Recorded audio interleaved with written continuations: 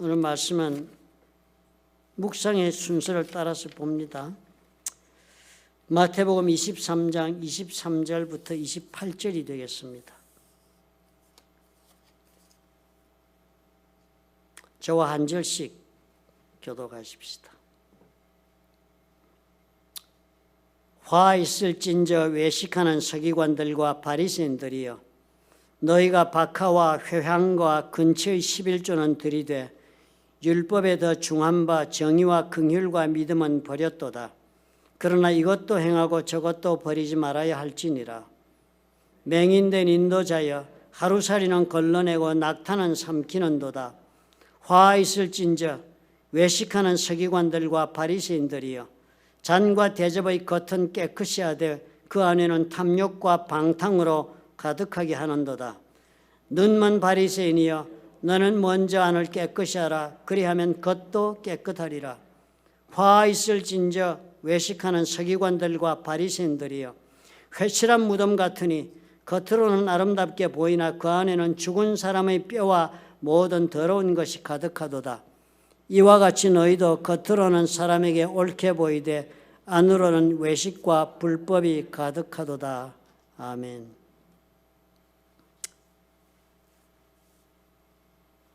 예수님께서 생애 마지막 주간 안에 지금 벌어진 일을 지난주일부터 우리가 계속 읽어옵니다. 우리가 지난주에 읽을 때 보니까 그 마지막 주간에 제일 먼저 시작되는 이야기가 예루살렘 성으로 나귀를 타고 들어오시는 장면입니다. 그렇게 들어오시고 나서는 보니까 예수님께서 성전에 들어가셔가지고는 그곳에서 장사하는 사람들의 그 장사판을 뒤집어 엎으시고, 그리고 나서는 예수님은 거센 항의에 직면하게 됩니다. 그 항의가 다른 것이 아니었습니다.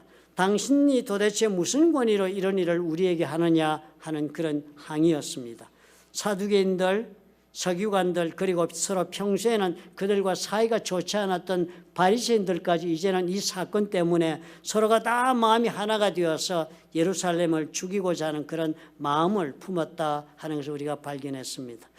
예수님에게 악의를 품고 이 사람들은요, 율법과 권위를 겉으로 내세우면서 자신들이 품은 그 악의를 가지고 예수님에게 도발을 해오기 때문에 그런 사람들에게 예수님이 마지막으로 공개적인 설교를 지금 하고 계신 것입니다. 그 마지막 설교의 말씀이 오늘 우리가 읽는 부분이고, 이 이후로 이제 예수님께서는 publicly, 공개적으로는 설교하지 않으십니다. 그런데 이 마지막 설교의 말씀, the last public message가 참으로 안타깝게도 저들에 대한 저주의 심판의 메시지였습니다. 애석하지 여기죠. 헤어질 때는 좋은 말로 우리가 서로 싸우다가도 헤어져야 되는데 예수님이 지금 마지막 서로 헤어지면서 저주로 끝을 내고 계시니까요. 사실 예수님께서 이 땅에 사람의 몸을 입고 오신 이유가 뭐였습니까? 예수님께서 이 땅에 사람의 몸을 입고 오신 것은 그 예수님을 반대하는 사람들을 저주하고 심판하시기 위해서 오신 것이 결코 아니었습니다. 결코 우리 주님 마음속에 그런 뜻이 없었습니다. 그렇지 않았습니까? 그런데 그렇게 심판하시기 위해서 만약에 예수님이 오셨다면 십자가에서 돌아가실 이유가 전혀 없는 것입니다. 그런데 우리 주님은 그런 의도가 전혀 없고 그렇게 하고 싶지도 않고 그렇게 안 하실 것이니까 십자가에 돌아가신 것입니다. 그렇게 오신 분인데도 불구하고 지금 그 주님께서 화 있을진저 O to you, 저주가 너희들에게 있을 것이다 라고 그렇게 서기관들과 바리새인들을 향해서 심판의 그런 말씀을 지금 마구 쏟아내고 계신 것입니다. 너무 슬픈 장면입니다. 이제 예수님께서 이 저주의 심판이 저들에 대한 마지막 메시지라는 것이 너무 비참하지 않아요? 그리고 너무도 슬프고 너무도 두려운 사건이 아닐 수가 없습니다. 이것으로 저들의 인생이 끝이 나니까요. 한 가지 놀라운 것은요, 예수님께서는 분명히 죄인들을 부르러 이 세상에 오셨다 하는데요, 서기관들과 바리새인들도 그렇다면 분명 예수님의 그 판단해 볼 때는 죄인들임에 분명하지 않습니까? 그런데도 끝까지 예수님을 대항하고, 그리고 그 사람들이 대항하는 정도가 아니라 이제는 어떻게 해요? 예수님을 죽이겠다고 마음에 작심을 하고, 그리고 서로가 작당을 해서는 기회를 엿보고 있는 그런 사람들이니까 그 사람들에게 대하여 지금 주님께서 이 심판의 말씀을 주고 계신 것입니다. 주님의 마음은 어떤 한순간에도 그 어느 영혼이든지 간에 저주의 심판으로 멸망받기를 원하던 적은 한 번도 없었습니다. 예루살렘 성으로 입성하실 때 기록을 보면요, 우리는 그저 낙이 타고 들어오시고 호산나 환영하는 것으로 마태복음에 읽었지만 그 장면을 누가복음 19장 41절부터 42절에 이렇게 부연해서 자세하게 적습니다. 가까이 오사, 나귀를 타고 성에 가까이 오사 성을 보시며 우셨다. 예수님께서 나귀 타고 들어 사람들을 호산나 호산나 우리를 구원하소서 하면서 겉옷을 벗어 길에 깔고 팜 나무의 가지를 꺾어서 땅바닥에 깔고 왕으로 환영을 하고 난리법석을 피우는데 거기 예수님은 그런 예루살렘을 바라보면서 우셨다는 거예요. 그러면서 말씀을 이렇게 하신 거예요. 너도 오늘 평화에 관한 일을 알았더라면 좋을 뻔하였거니와. 영어를 여러분 읽으시면 가정법이에요. 모르고 있다. 알았더라면 얼마나 좋았겠느냐. 그렇지만 지금 너희 눈에 숨겨져 있다. 지금 눈이 가리워서 보이지가 않는다. 평화의 길이 너희들 앞에 있는데도 너희들은 모르고 있다. 그래서 주님이 그것 때문에 울었다는 거예요. 얼마나 앞으로 저들이 벌어질 일과 겪을 그 일이 얼마나 마음이 아팠으면 우셨겠습니까? 그리고 우신 분이 들어가서 성전을 뒤엎고서는 그 다음에 일이 이렇게 전개가 된 것입니다. 오늘 우리가 읽은 이 저주의 말씀, 이렇게 이 저주가 7가지는 나옵니다. 7가지라는 뜻은 유대인에게는 완성의 뜻이 있다고 우리 그런 얘기를 들었죠. 그리고 주님이 더 저주할 것도 많아요. 그래서 이 7개 정도만 너희들한테 말해도 충분하다. 그래서 7개로 끝을 내셨다. 그런 저주를 하십니다. 그런데 그 저주의 말씀이 다 끝난 다음에 여러분 내일 말씀 묵상하시는 9절 마태복음 23장 37절에는 주님의 마음이 이런 마음이 표현됐습니다. 이 저주를 하신 다음에 예루살렘아 예루살렘아 선지자들을 죽이고 네게 파송된 자들을 돌로 치는 자여 암탉이 그 새끼를 날개 아래에 모음같이 내가 네 자녀를 모으려한 일이 몇 번이더냐. 그러나 너희가 원하지 아니하였도다. 얼마나 안타까운 심정입니까? 그죠? 보호하지고 하려고 암탉이 그 새끼를 그냥 누가 잡아갈까 봐 그 병아리를 그냥 품듯이 내가 그렇게 하려고 너희들과 너희들 자녀들을 그렇게 품고 보호하려고 한 것이 한두 번이 아닌 것을 너희들이 보지 못하고 있다. 너희들이 원하지 않으니까 마음에 너희들이 원하지 않아서 그렇다는 거예요. 지금 주님께 저들에게 심판의 말씀을 내리고 계시지만요, 사실 이 마지막 메시지를 주고 계신 예수님의 심정은 결코 어떻게 해요? 저들이 멸망하기를 원해서 지금 이 말씀을 주고 계신 것이 결코 아닌 것입니다. 그러므로 지금 우리가 마지막으로 저들에게 하고 있는 저주의 심판은 예수님의 입장에서 볼 때는 심판으로 죽이고자 하는 말씀이 아니라 경고의 말씀으로, 최후의 통첩을 주시는 말씀으로 우리가 그렇게 읽어야 합니다. 이 마지막 경고를 듣고서라도 돌아서기를 원하시기 때문에 이 지독한 심판의 말씀을 쏟아붓고 계신 것입니다. 이 사람들이요, 예수님 살아 생전에는 조금 더 여동함이 없었습니다. 이 심판의 말씀을 듣고도 예수님 죽였습니다. 그런데 예수님께서 그렇게 십자가에 죽으시고 3일 만에 부활하신 것을 보게 되죠. 그리고서는 500명이 목도하는 가운데서 감람산에 승천하시는 것을 전에 듣거나 보거나 했을 것입니다. 그리고서는 오순절날 열흘이 지나지 않아서 성령의 위로부터 임하시면서 놀라운 회개와 회심의 역사가 성령님 주도에 일어나지 않았습니까? 그러면서 교회 역사가 벌어지기 시작했습니다. 그러면서 수도 없는 많은 사람들이 막 예수를 믿는 일이 벌어진 거예요. 베드로가 말씀을 전하면 막 3,000명씩 그날 회개하고 세례받고 막 이런 일이 벌어진 것입니다. 사도행전 6장 7절에 그 사건을 이렇게 적고 있습니다. 하나님의 말씀이 점점 왕성하여 점점 커지는 거예요. 예루살렘에 있는 제자의 수가 더 심히 많아지고 허다한 제사장의 무리도 이 도에 복종하니라. 제사장들이 누구죠? 이 제사장들 바로 사두개파 사람들이 이 제사장 그룹들입니다. School of Priest, 프리스트들이 모여있는 그 집단들이 바로 사두개파가 다 경영하고 있는 집단들입니다. 성전을 장악하고 있는 종교 세력가들입니다. 바리새인들과 서로 신학 논쟁할 때는 신학 논쟁에서 바리새인들이 감당하지 못해서 죽이겠다고 했을 때는 죽지 않았습니다. 예수님. 그러나 사두개파가 우리 생계를 위협한다라고 마음에 결단하고 예수님 죽이고자 마음먹었을 때는 예수님이 죽임 당했습니다. 그런 실권파들입니다. 이 사람들이. 제사장의 무리도 이런 실권을 쥐고 있는 사람, 능력을 쥐고 힘을 쥐고 있는 사람이에요. 제사장 그날 안나스와 가야바가 바로 있는 이 문중의 사람들입니다. 그런데 이 문중의 사람들이 결국에 어떻게 했습니까? 사도행전에 보니까 예수께서 선포하신 저주의 심판에서부터 건짐을 받은 거예요. 구원을 받은 것입니다. 우리가 이것을 아니까요. 그러므로 오늘 이 말씀을 우리가 제대로 묵상하기 위해서는 다시 말씀드려서 예수님께서 지금 저주를 퍼붓고 계신 이 말씀을 저주의 말씀으로 받아들이고 이해하고 삶에 적용할 때는요, 이 점을 우리가 고려하지 않고서는 제대로 적용할 수 없습니다. 이 최후의 저주의 말씀이 저주받고 죽으라는 말씀이 아닌 거예요. 예수님이 신약 성서에서 우리에게 저주의 말씀을 쏟아붓고 계신 거 어느 것 하나도 이 저주대로 너 죽으라고 말씀하는 것이 아니라 회개하고 돌아오라는 간절한 그런 피 맺힌 말씀이라는 그런 관점에서 이해하고 내 삶에 적용하도록 그렇게 해야 합니다. 그런 관점에서 그러면 오늘 우리 이 말씀을 한번 묵상해 봅시다. 첫째로 이 말씀의 모습을 가만히 보니까요, 바리새인들과 서기관들 하는 일과 예수님 관계를 보니까 첫째로 우리가 보이는 것이 예수님을 내가 내 뜻대로 살리면 내가 예수님을 죽이든지 아니면은 내가 예수님 앞에서 죽든지 해야 하는 것이 신앙생활이다.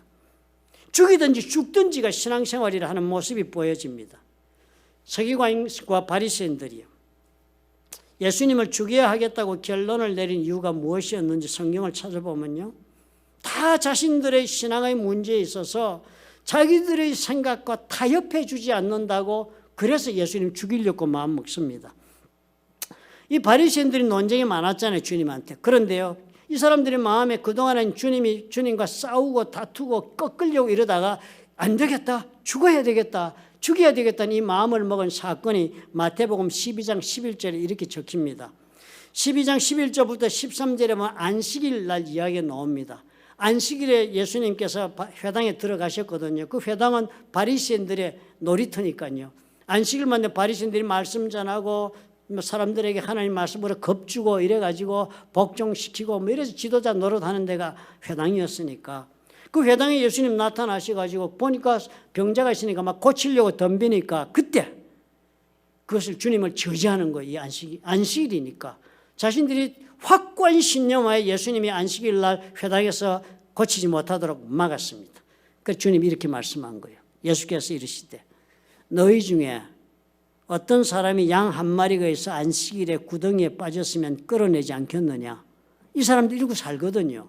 안식일에 이거는 안 된다, 저거는 안 된다, 불도 떼면 안 된다, 침도 뱉으면 안 된다, 침 뱉으면 흙이 움직여가지고 그게 노동한 것이 안 된다, 여자들은 거울 보면 안 된다, 거울 보면 자기 용모에 관심이 생기고 흰머리를 뽑는 유혹도 생기고 그럼 그 노동이 뭐 이렇게까지 하면서 안식일을 지키라고 강요하고 있는 사람들이 자기 양이 어떻게 구덩이에 빠져 지금 죽게 됐다 그러면 다 털고 일어나서 건져오는 거로 그게 그런 사람들의 삶이니까. 그리고 랍비가 그런 것은 해도 된다고 허락하고 있는 문서도 있으니까요. 그렇게 살아니까 주님이 그 지적을 한 겁니다.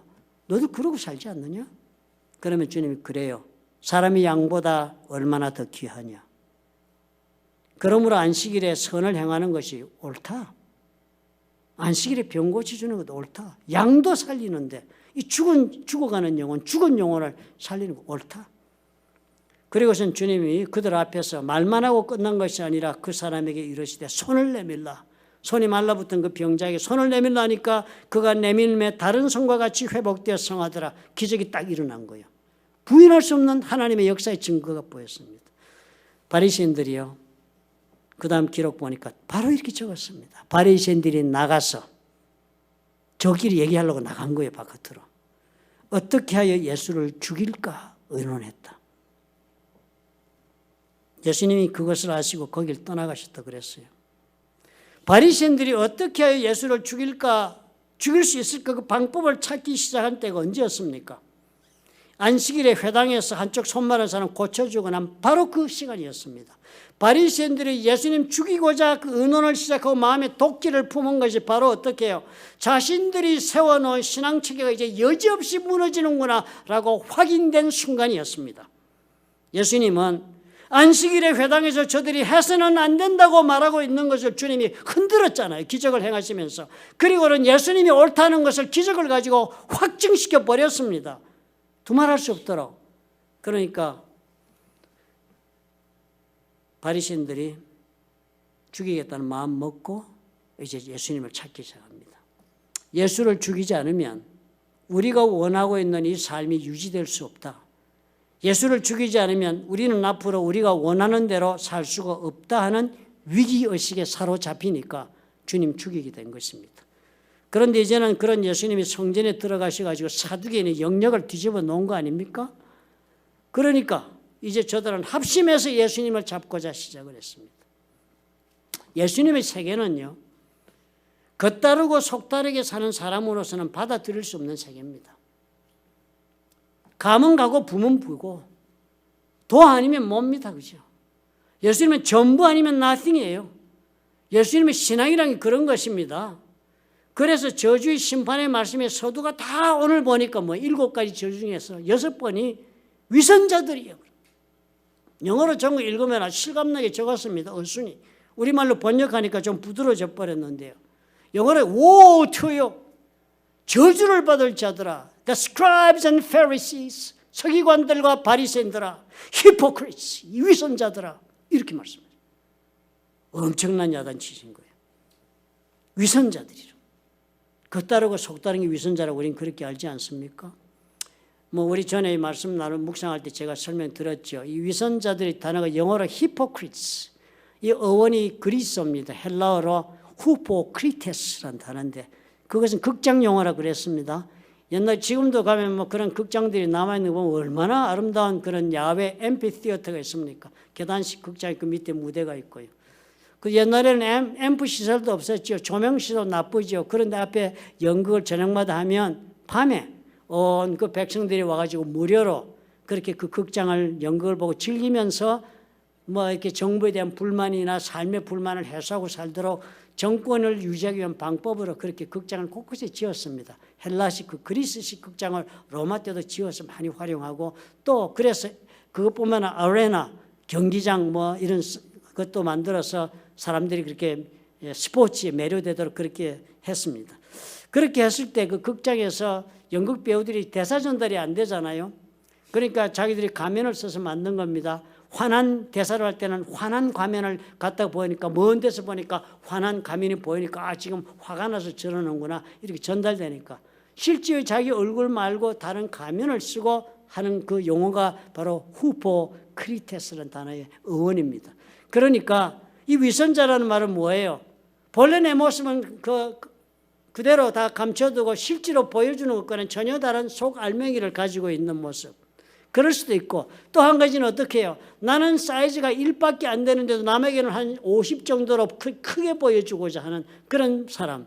그런 행동도 다 위선자다. 위선적이다. 이렇게 해석을 해 옳겠습니다. 실제 나보다는 훨씬 더 좋은 것으로 훨씬 더 큰 사람으로 훨씬 더 훌륭한 사람으로 보여주고자 하는 것이 다 위선자들입니다.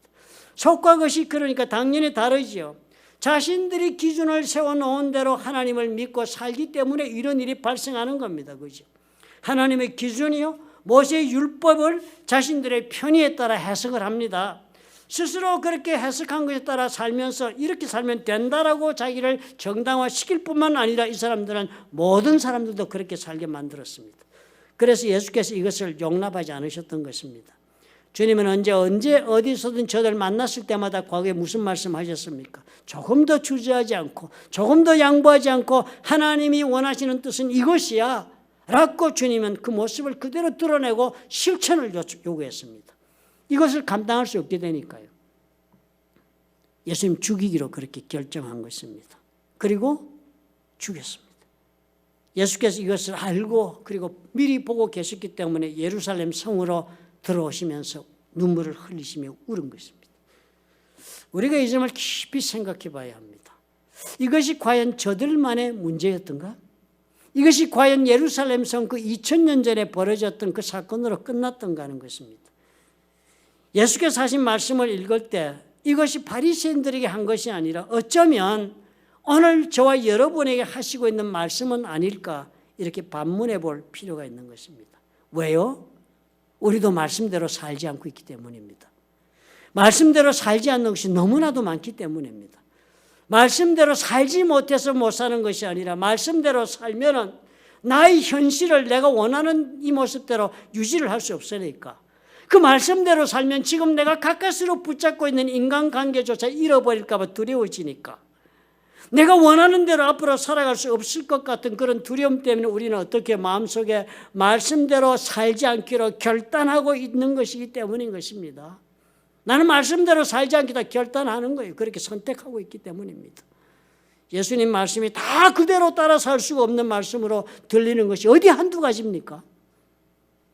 대표적인 것이 그렇잖아요. 예수를 믿는 것이 대표적으로 한마디로 정의하면 마태복음 4장 19절입니다. 그렇죠? 말씀하시되 나를 따라오너라. 나를 따라오너라. 내가 너희를 사람을 낚는 어부가 되게 하겠다. 예수 믿는 것이 바로 이 한마디에 다 들어있는 거예요. 예수 믿는다는 것은 주님을 믿고 따르는 것입니다. 믿을 뿐만 아니라 따라가야 해요. 주님이 가는 길을 따라가면서 할 일도 주어졌습니다. 주님을 따라다니면서 네 좋은 일 해라가 예수 믿는 얘기가 아니네요. 보니까. 그러면 그랬습니다. 엔드 그랬네요. 보니까. 내가 너희를 사람을 낚는 어부가 되게라. 그렇게 따라오면서 그렇게 오면 내가 너로 하여금 이런 할 일을 할 수 있는 사람으로 만들어주겠다 하는 것이 예수님의 약속이었습니다. 그렇게 따르는 자에게는요. 그냥 오기만 하면 된다고 말씀하지 않으셨기 때문에 신앙생활이 어려운 겁니다. 뭐라고 말씀하셨습니까? 다 알고 계시죠? 마태복음 16장 24절에도 있고 누가복음에도 온데 깔려 있습니다. 누구든지 나를 따라오려거든 자기를 부인하고 자기 십자가를 지고 나를 따를 것이다. 그냥 따라가지지가 않는다는 거예요. Deny yourself. 자기를 부인해야 된대요. 그리고 어떻게 해요? Take up your cross. 너에게 주어진 십자가를 지고 있어만 따라올 수 있다는 거예요. 가볍게 따라갈 수 없습니다. 우리는 그러니까 예수를 믿기는 믿습니다. 안 믿는 사람이 어디 있습니까? 믿으면 천국 간다는데. 수지 맞는 장사인데요. 투자 아무것도 안 하고 믿기만 하면 된다니까요. 그렇지만 어떻게 해요? 예수를 믿는다면서 우리는 예수를 따르지는 않습니다. 자기 부인을 해야 되니까요. 그 외에 또 십자가도 져야 되니까요. 우리 속에는 전혀 우리가 뭐가 있어요? 자기 부인이 없으니까요. 자기 부인이 뭡니까? 내 생각을 버린다는 거예요. 내 주장은 잘못됐다라고 늘 밀쳐내는 거예요. 내 판단은 하잘데없는 판단이라고 그렇게 말할 수 있는 것이요. 내가 가지고 있는 내 인생의 소망이라는 것은 아무것도 아닌 것으로 버려야 한다는 것이 자기 부인입니다. 내가 지금 살고 싶어하고 내가 삶의 기반으로 삼고 있는 이거 다 뭐 예수님 따고 예수 믿으려면 그거 부인해야 된다는 거예요. 예수 믿고 구원받아 할렐루야가 아니라는 거예요.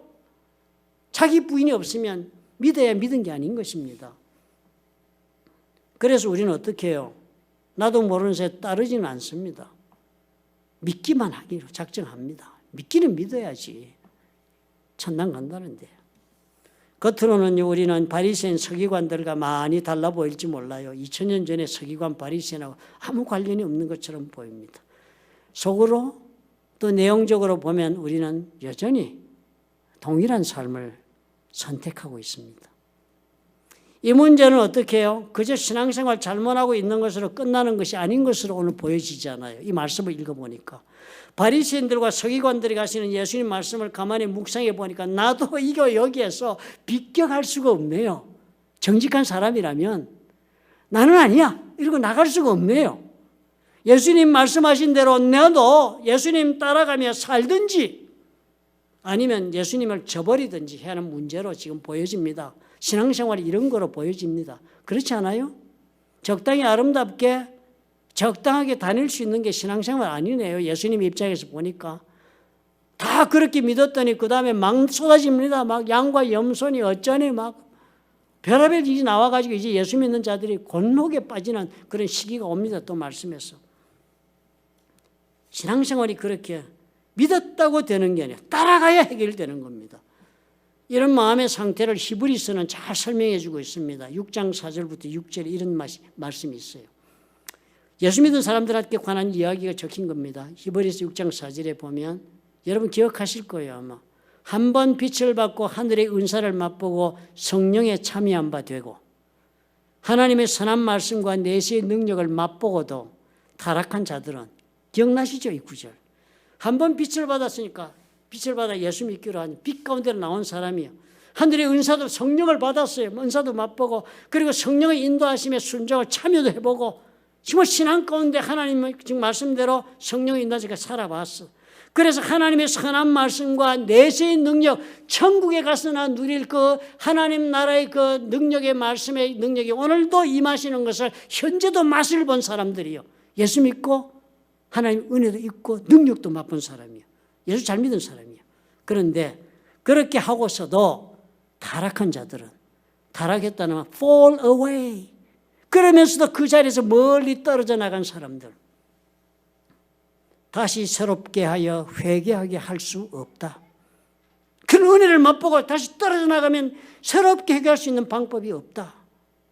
그러면서 왜 없는지 설명을 하는데요. 이렇게 합니다. 이는 그 까닭은, 그 이유는 그들이 그렇게 하나님을 알고 믿고 신앙 고백하며 예수 믿는다 하다가 떨어져 나가지 지 마음대로 살고 있는 그 사람들이 그렇게 한 것은 하나님의 아들을 다시 십자가에 못 박아 드러내놓고 욕되게 합니다. 다시 예수님을 십자가에 못 박아 죽이는 짓을 하는 것과 똑같기 때문에 안 된다. 안 된다. 그러니까 어떤 말씀이에요? 우리가 다시 죄 가운데 넘어지고 있는 것은요, 예수님을 십자가에 드러내놓고 다시 못 박아 예수님 죽이는 짓을 하고 있는 겁니다. 예수님을 또 죽이는 거예요. 우리가 또 죽이는 거예요. 서기관 바리새인들, 그 사람들은 선택할 수 있으니까 예수를 죽이겠다 선택했습니다. 나에게도 이 문제는 동일한 선택의 문제로 오늘 다가와 있구나라는 생각이 듭니다. 내가 예수님의 말씀을 따르며 살기 위해 내가 죽든지 아니면 내 욕심을 따라 내가 살기 위해서 나는 예수 믿는다 말하면서도 위선자가 되어 겉하고 속다른 사람이 되어가지고 예수님을 다시 십자가에 못 박아 죽이든지 둘 중 하나를 내가 해야 되는구나 깨달아집니다. 이 위선자 얘기는 제일 그 위기선상에 서는 사람들이 목사들입니다. 왜냐하면 이래라 저래라 말 제일 많이 하잖아요. 다른 사람 조용히 있기라도 하는데 목사는 뭐 설교하느라고 제일 위선자가 될 수 있는 가능성을 안고 있고 실제로 뭐 제가 볼 때 저도 엄청난 위선자입니다. 솔직히 뭐 여러분 내가 위선자라고 해서 안 쫓아낼 거니까 마음 놓고 얘기합니다. 서기관 바리새인들이 모두 예수님에 대해 잘 알고 있었던 사람들이. 그러나 그들은 알고 있는 것이 아는 것이 아니었습니다. 행하시는 기적을 보고 예수님은 능력자인 걸 알았지요. 하나님 보낸 선지자 알았지요. 그러나 그분의 정체가 뭔지는 몰랐습니다. 그분이 행하시는 기적 때문에 그래서 못 견디겠는 거예요. 정체를 모르니까. 그 기적 때문에 자꾸 자기들이 낮아지고 자기들이 삶이 부인당하니까. 예수님이 그리스도시여 살아계신 하나님의 아들인 그 정체는 모르고 저들이 살았기 때문에 그런 것입니다. 영어로 말하면 그런 거예요. 우리에게 적용하면 We know what he is. 우리는 예수님이 행하고 있는 일을 보고는 예수님이 누구다라고 말은 합니다. 그렇지만 But we do not know who he is. 그 예수님이 과연 어떤 분인지는 우리는 모르고 있어요. 정체를 몰라. 그분이 그리스도인지를 몰라. 그분이 나의 주신 줄을 몰라. 그분이 인간의 몸을 입고 왔다고 해서 인간인 줄 알아. 하나님의 아들인 것을 몰라. 그런 거예요. 고린도전서 12장 3절에 보면 저와 여러분이 예수 믿은 것을 한마디로 이렇게 적었습니다. 성령으로 아니하고는 누구든지 예수를 주시라 할 수 없다. 그러니까 저와 여러분이 예수님이 나의 주라 고백하는 이런 신앙의 자리에 온 거는요, 성령께서 그렇게 우리에게 임하셔가지고 그 말씀 하게 한 거예요. 우리 그런 고백한 거예요. 그러니까 우리가 그런 사람들이 됐습니다. 그런데도 불구하고 우리가 어떻게 속다르고 겉다르게 위선적으로 사는 길을 선택하면 히브리서 말씀대로 우리는 즉시로 또 예수님을 십자가의 대못을 받고 있는, 죽이고 있는 일을 또 하고 있는 사람의 처지에 떨어지는 것이 너무나도 분명하지 않습니까? 저와 여러분 신앙의 길에는요, 한 길밖에 없습니다. 남편이 가르쳐주는 길이 아닙니다. 자식들의 길이 아니에요. 예수님 말씀하신 그 길밖에 없습니다. 예수님 앞에서 죽든지요, 아니면 예수님 죽이든지 오늘 둘 중에 하나 하셔야 돼요. 아니면 그렇게 하고 있으면서도 모르고 계실 수도 있습니다. 두 번째 우리가 발견할 수 있는 거는요. 예수님은 반드시 내 속에 들어있는 죄를 다 드러내십니다. 들추어내신다. 이 죄라는 거 우리가 알고 있는 죄도 있지만 죄라고 생각하지 않고 있는 것도 많이 있습니다. 예수님이 그걸 들추어내시는 거예요. 23장 23절 우리가 읽은 말씀이요. 화 있을진저 외식하는 서기관들과 바리새인들이여 너희가 박하와 회향과 근처의 11조는 들이되 율법에 더 중한 바 정의와 긍휼과 믿음은 버렸도다. 그러나 이것도 행하고 저것도 버리지 말아야 할지니라. 맹인된 인도자여 하루살이는 걸러내고 낙타는 삼키는도다. 이 예수님 말씀한 내용이 뭡니까? 바리새인들 자랑스럽게 하고 있는 일들을 지적했습니다. 보통의 11조도 아니고요. 박하와 회향과 근처 이런 것들은 사이드 프로덕트입니다. 메인 작물이 아니에요. 그저 밭에 시전 뿌리가 고추 거둔 거, 깻잎 좀 뿌리 거둔 거요. 논농사, 밭농사 다 한 것은 다 주된 거예요. 그거 다 11조 드리고 누구나 다 하는 거니 자랑 안 돼요. 그래서 신앙은 이것까지 하는 사람에 대한 신앙이라는 것이 드러나니까 이게 자랑이 되는 겁니다. 이것까지 하는 거예요. 고추까지도 11조를 내. 저쪽에 깨밭에 깨까지도 11조를 내.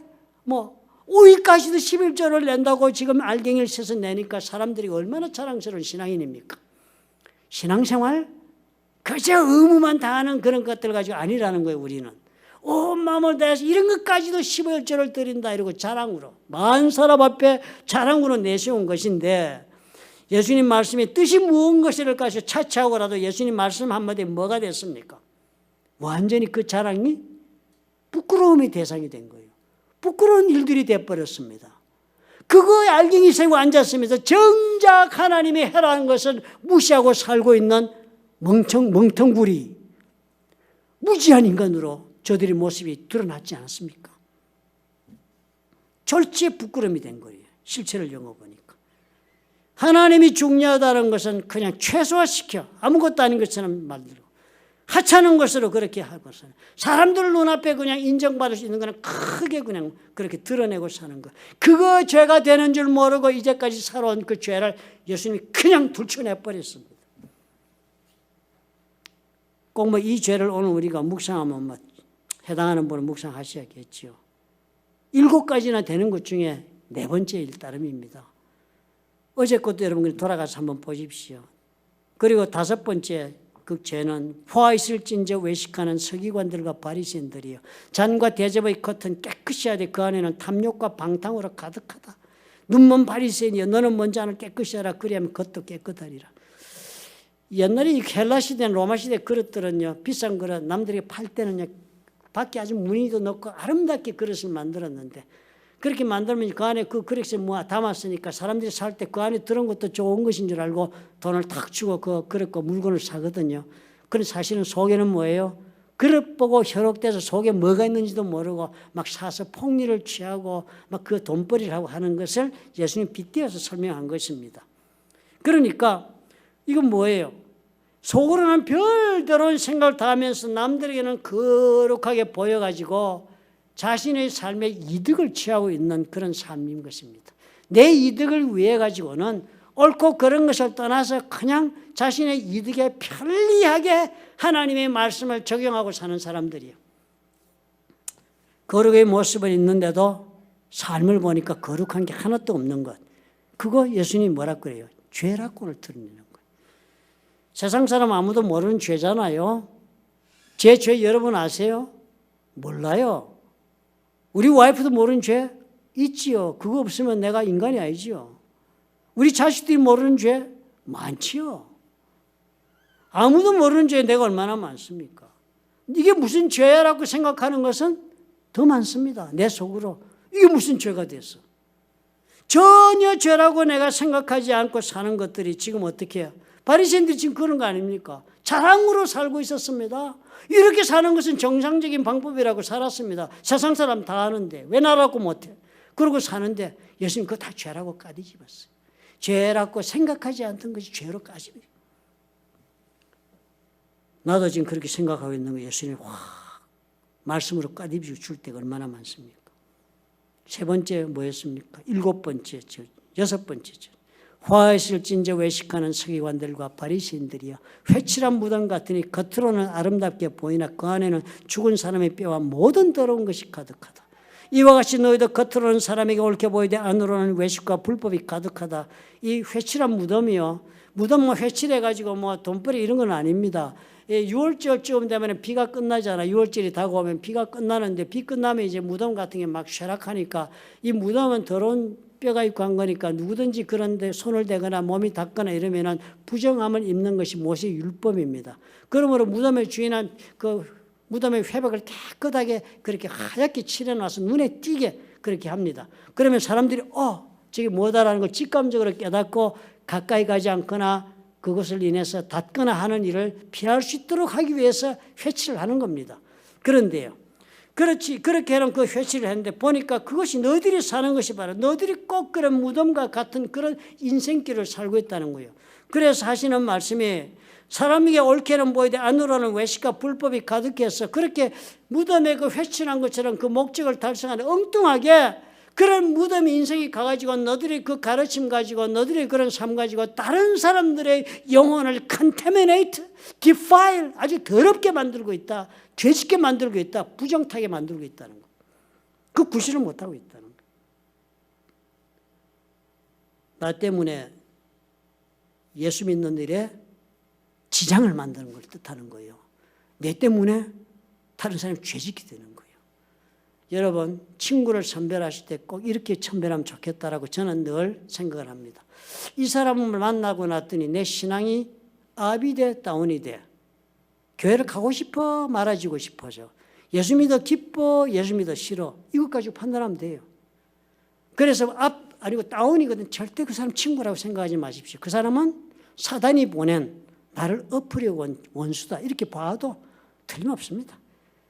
우리가 그런데 그 일을 하는 종자가 될 수 있다는 거예요. 내가 그런 회칠한 무덤에 돼가지고 내가 좋은 줄 알고 나 끌어안고 사는 사람 만들어 같이 더러운 뼈를 아는 인간으로 만들어 영적으로 spiritually contaminate를 만들어버리는 거예요. 더러운 인생 만들어버리고 죄짓게 만들고 같이. 그게 나간 죄인줄도 모르고 살았다는 거예요. 그 죄인줄도 모르고 사는 바리새인데 그거 들춰버리는 거예요. 괜찮아. 그게 뭐 어때서 이러고 사는 거 그냥 뒤집어요. 마태복음 18장 6절에 얼마나 무섭게 예수님 말씀하십니까? 누구든지 나를 믿느니 작은 자 중 하나를 실족하게 하면 차라리 연자맷돌이 금옥에 달려서 깊은 바다에 빠뜨려지는 것이 낫다. 어마어마하게 무시한 죄예요. 어마어마하게 무시한 죄예요. 근데 아닌 줄 알잖아요. 우리에게도 예수님은요, 이렇게 말씀으로 다가오십니다. 서기관과 바리새인들한테 무슨 기적으로 막 질책하셨습니까? 말씀으로 하셨어요. 말로. 자신들이 믿고 있는 말씀에 대해 예수님이 지적하시면서 하나님 말씀으로 다가간 것입니다. 저와 여러분에도 예수님이 이렇게 말씀으로 다가오십니다. 우리 삶 가운데. 그래가지고는 우리 속에 뭘 하시겠습니까? 숨겨진 죄악을 드러내게 하시는 것입니다. 우리가 성경 말씀을 묵상을 잘 해야 되는 이유가 거기에 있습니다. 여러분 히브리서 4장 12절과 13절의 말씀에 아주 우리가 즐겨 인용하는 성경 구절이 있습니다. 저도 제가 존경했던 지금도 존경합니다. 그 존경하는 목사님이 이 구절을 가지고 설명한 것 때문에 얼마나 용기를 가지고 하나님 말씀에 의지하고 살았는지 몰라요. 잘못 해석했기 때문에. 이렇게 적혀 있어요. 하나님의 말씀은 살아있고 운동력이 있어요. 옛날에는 그렇게 되었습니다. 세번역에 보니까, 세번역이 아니라 개역 개정에 보니까 하나님의 말씀은 살아있고 활력이 있어. 좌우의 날선 어떤 검보다도 예리하여 홍과 연과 및 관절과 골수를 찔러 쪼개기까지 하며 또 마음의 생각과 뜻을 판단하나니. 사시미 칼 여러분, 생선 가를 때 생선 껍질을 쫙 벗기잖아요. 그죠? 살과 뼈를 싹 밟아잖아요. 그런데 그렇게 하는 사시미 칼의 양날이요. 하나님 말씀이 그렇다는 거예요. 양날 검이 돼 하나님 말씀이 싹 내가 영혼에 들어오니까 내 혼이 뭐고 영이 뭔지 나 잘 모르잖아요. 그런데 혼과 영을 싹 갈라내고 관절과 골수고 깊은 데가 어떻게 도저히 닿을 수 없는 곳까지 이 말씀이 들어가서 찔러 쪼갠다. 그까지 다 그냥 깊은 곳까지 들어가서 내 마음의 생각과 뜻이 뒤죽박죽인 것을 판단해낸다. 그게 도대체 무엇인지 어떤 것인지 하나님 말씀에 어떤 걸 다 판단하게 한다. 지으신 것이 하나도 그 앞에 나타나지 않음이 없다. 다 드러난다는 건 뭐 때문에? 말씀의 이 능력 때문에. 말씀이 살아있고 활력이 있어 양칼이 서 있는 사시미 칼 같기 때문에 싹 하고 벗겨낸다. 우리의 결산을 받으실 이의 눈앞에, 결산을 받으실, 우리가 죽어 심판대 앞에 선다고 그랬습니다. 그래 섰을 때, 우리 그 심판대 앞에 섰을 때 그분 눈앞에 만물이 벌거벗은 같이 나타나느니라, 드러나느니라. 내가 어떻게 해요? 이 벌거벗은 껍질을 완전히 벗고 내 속에 있는 것이 다 드러나는 것처럼 그렇게 되는 일이 벌어진다. 그 일이 왜 벌어진다고요? 말씀이 그렇게 만든다는 거예요. 말씀이 운동력이 있어가지고 내가 하고 싶은 일 막 해주게 하는 힘의 동력이라고 말씀하고 있는 게 아니고요. 말씀 제대로 받으면 그 말씀이 막 살아서 내 속에 역사해서 사심이 칼질을 해야 되는 거예요. 내 영혼과 육체와 온 것에. 그래 뭘 드러내? 숨겨져 있는 더럽고 추악한 나의 치부를 다 드러내는 거예요. 그게 이 말씀인 거예요. 히브리서. 내가 죄라고 생각 중 이게 뭐가 죄야 돼? 그게 어때서? 이렇게 살던 것들이 다 그냥 벌거벗은 것처럼 드러나서 백일하의 하나님 앞에서 부끄러움의 사건들이 되는 거예요. 그래서 그 다음 구절에 이렇게 적었습니다. 그러므로 그렇게 드러나기 때문에 그러므로 그렇게 적습 성경이 그러니까 그렇게 되기 때문에 이래야 한다 그 뜻입니다. 우리에게 대제사장이 계신다. 그래서 네 죄가 백일하에 하나님 말씀에 다 드러나게 되어 있기 때문에 그래서 예수님이 제사장으로 와 계신다. 승천하시니 곧 하나님의 아들 예수시라. 그 대제사장이 예수시라. 우리가 믿는 도리를 굳게 잡을지어다. 이 길밖에 살 길이 없으니까 그거 붙잡아라. 예수님 붙잡아라. 네 죄가 그렇게밖에 드러날 수밖에 없는 게 네 인생이다. 붙잡아라. 예수님 붙잡아라. 그 말씀하는 거예요. 그렇게 하고 보니까 오늘 이 말씀이 어떤 말씀이에요? 서기관들과 바리새인들이요. 놀라운 축복의 기회를 얻은 것 아닙니까? 놀라운 축복의 기회를 얻은 거예요. 회개하면 천국이 저희들 것이 될 수 있는 엄청난 기회를 지금 예수께서 죄를 드러내는 그런 일을 통해서 저들에게 주고 계신 것입니다. 얼마나 고통스러웠습니까? 얼마나 고통스러우면 예수님에게 그 고통을 안갚음했습니까? 죄를 이렇게 깨닫게 하는 말씀이 나에게 들어와서 칼질하면서 나를 드러내 보이는 일은 고통스럽습니다. 쉽지 않아요. 그러나 이것이 바로 예수께서 우리를 부르시는 방법인 것을 우리가 이해해야 합니다. 히브리서 말씀처럼요. 우리의 죄가 드러나지 않는 한, 내가 마음이 인식하지 않는 한 우리는 결코 예수님을 찾지 않을 것이기 때문이에요. 우리가 죄가 드러나지 않으면 결코 예수 믿고 구원받지 않을 것이고, 예수 믿고 구원받아도 지금 나의 죄된 것을 내가 인정하지 않는 한 나는 구원을 이루라 하신 사도 바울의 당부를 전혀 관심 없어 할 것이니까요. 예수님 우리에게 어떻게 와야 우리가 하나님 원하시는 사람으로 변할 수 있겠습니까? 지금 내가 누리고 있는 삶을 유지하기 위한 것, 내가 가지고 있는 것, 이 모든 것, 인간관계 이런 것이 나를 연연하고 살잖아요. 그것 주님께서 뒤집어 엎는 그런 역사를 가져오시는 것입니다. 허물겠다. 나 이거 놓치면 죽겠는데요. 네가 죽든지 내가 죽든지. 그것이 주님에게 우리에게 다가오는 모습인 것입니다. 그래야만 구원할 수 있으니까요. 그래야만 구원받은 자도 구원받은 자답게 사는 구원을 이루는 일이 일어날 수 있으니까요. 주님은 우리 그렇게 도전해 오시는 것입니다. 그러면 여러분, 우리 삶 가운데 위협과 두려움이 임하거나 내가 이해할 수 없는 저항에 부딪혀서 심적으로 괴롭고 육체적으로도 힘들고 무슨 이런 고난이 다가오면요. 내 현재가 지금 과거처럼 유지될 수 없다는 그런 위기감이 서고 그리고 관계가 깨어져 나갈까 두렵고 이래서 내가 주저하게 될 때 또 그래서 하나님은 왜 나한테 이러십니까 하는 그 질문이 내 마음에 생길 때요.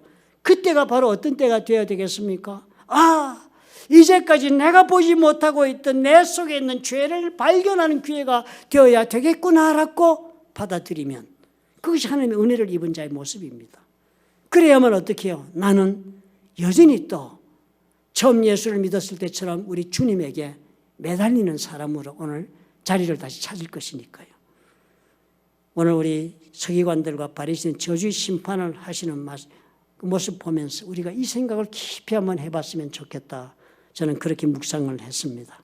나의 현실에 위협을 느끼게 하시고 살기 위해 내가 어떻게 해야 하는가를 생각하게 만드시고 그렇게 하셔가지고 결국은 어떻게 주님은요, 내가 구원받고 그 구원을 구원받은 자답게 유지하게 하도록, 그래서 그런 도전의 때, 시련의 시간, 고통의 사건을 주시는 것이라 믿고, 이때를 내 숨겨진 죄가 무엇일까 하나님 앞에 깊이 물어가며 자신을 돌아볼 수 있다면, 그때가 바로 어떻게 해요? 우리 하나님의 나를 향하여 가지고 계신 구원의 역사가 새롭게 새로운 챕터로, 새로운 장으로 넘어가는 그런 귀한 기회가 될 것입니다. 믿으시면 아멘 하시기 바랍니다. 기도하겠습니다. 좋으신 아버지 하나님 감사합니다. 주의 은혜를 부어 주옵소서. 서기관들과 바리새인들의 그 저주를 보면서 나에게 다 찾아오니 힘들고 어렵고 감당이 어려운 것이 내 속에 숨긴 죄를 발견하는 기회가 될 수 있도록 하나님 은혜를 부어 주옵소서. 주님 우리를 사랑하여 반드시 우리를 일으켜 세우시고 반드시 우리를 하나님의 자녀답게 성공시키시려고 오늘 나에게 말씀으로 찾아와 부담을 주고 괴롭게 하시는 일들을 우리가 경험할 때마다 우리 하나님 다시 한번 깊이 우리 주 예수 앞에 옷을 벗고 쓸 수 있는 우리가 될 수 있도록 하나님 축복해 주옵소서. 예수님 이름으로 기도합니다. 아멘.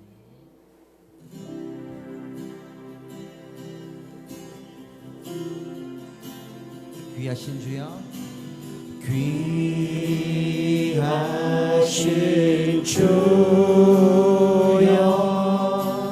날 붙드사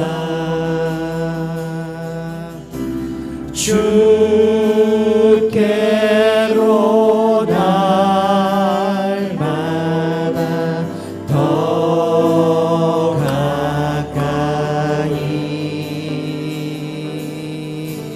저 하늘 나라 나 올라가 구주의 품 안에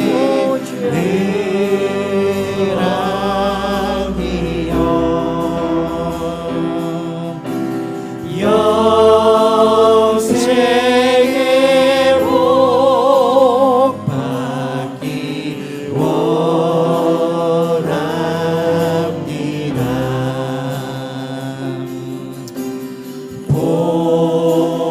봉헌할 물건 나 없어도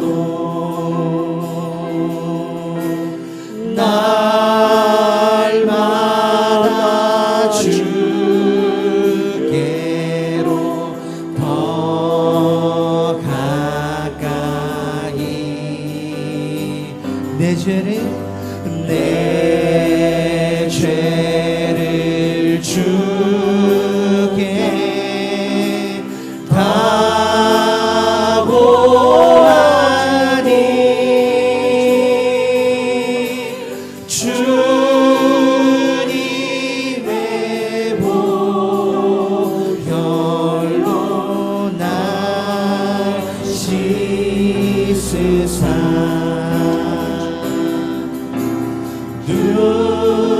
눈보다 어리게 하옵소서.